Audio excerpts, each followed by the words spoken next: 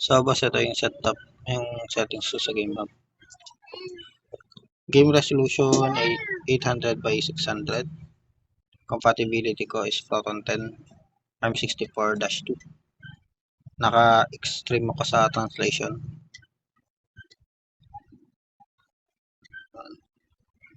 Tapos yung DXBK ko is 1.5.5. Yan yung pinaka-compatible sa prototype ko na 2. PKD3D version is 2.12. Pwede namang wala. Tapos naka-limit core ako sa 1. So after mo mag-limit core ng 1, dapat pagaganahin mo siya sa limit core ng 4 para hindi siya lag. Hindi siya nag-open naman yung game sa core 1, limit core 1. Problema kasi lag yan. So kailangan mong gantong trick. Close open trick. Mabilisan, balik sa settings, balik sa prototype. Ulit-ulitin mo lang yan.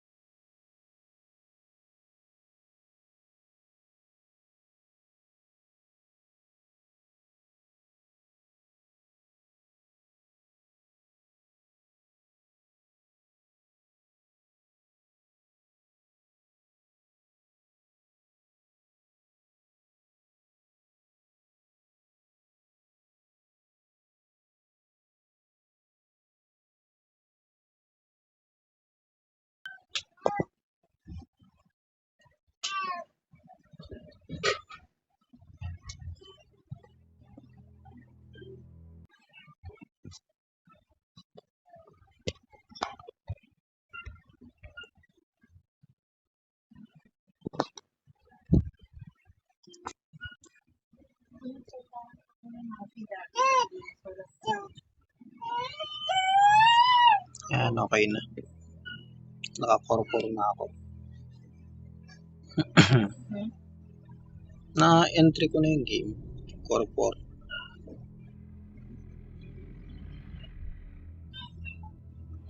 Ito kasing larong ito yung masyadong demanding.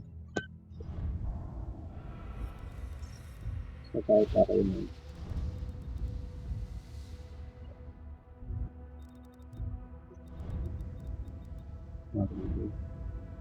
So tayo, coverage mo. So same game na ito, nilalaro.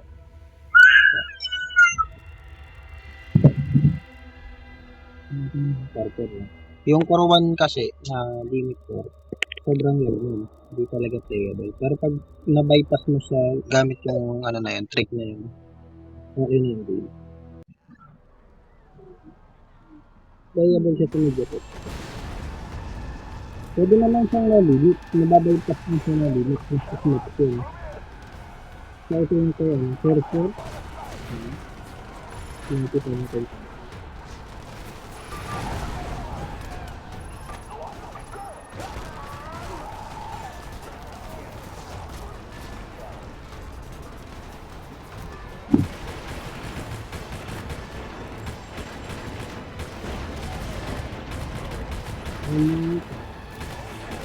Pwede yung na-limit din. Mahirap. Yung settings naman ng prototype ko, hindi mo na kailangan gawin yung trick na yan. May settings na kailangan. Sabay na sa FPS. Immediate activation.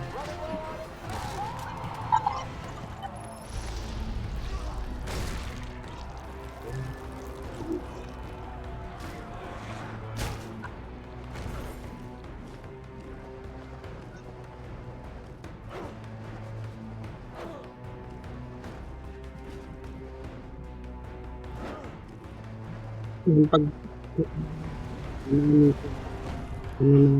video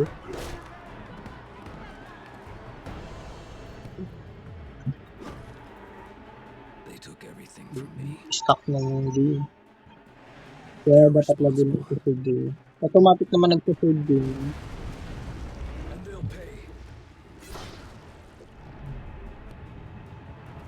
Yung alam ko sa window ito, may task manager yan. Dito sa database. Nagano naman sa window ito. Para pinitulan.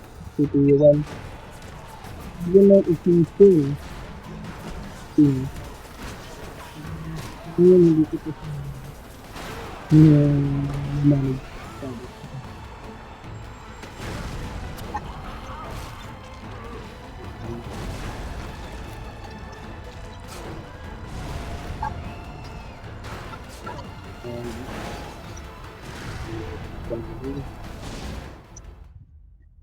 That's ang settings ko dito.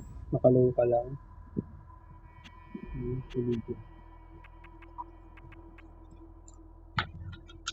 Maganda nga, babaan na po yung resolution dito sa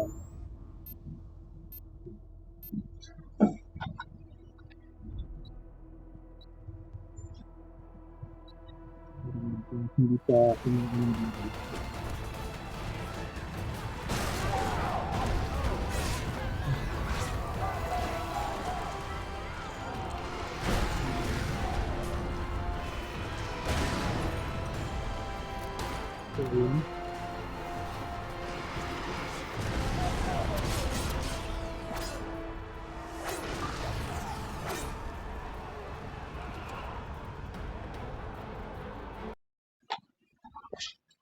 yung prototype 2 ko. Pero itong prototype 2 nilalaro ko dun sa isa, sa pinaka main na game hub. So, pakita sa yung game hub. Settings ng prototype 2 ko. Naka-wine ako. Wine 10.6, ARM 64-2. Translation params ko is extreme. Surface format ko ay BGRA 8. Yung sa ano kasi is naka-RG ako. Tapos DXBK ko is 1.5 din. BKD3D version ko is none.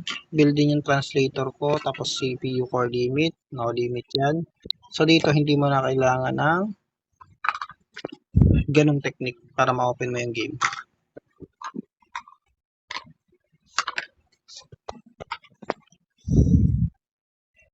Yan.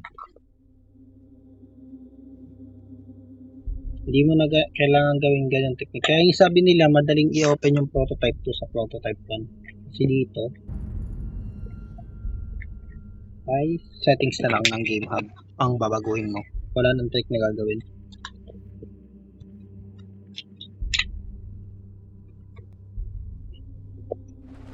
Papalta sa'yo. Yung dito kasi is naka-close setting siya para dito. Saka nakalunod. Hindi ko pa pala nababag yung resolution.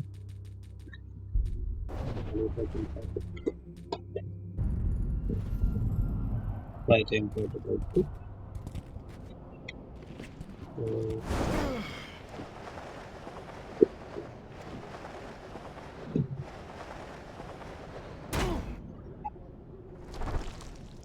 So, ayan.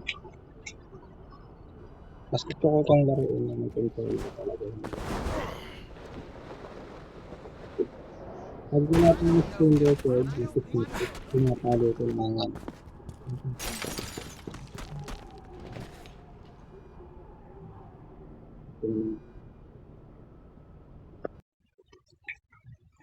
yan, prototype 2. Pwede rin naman yata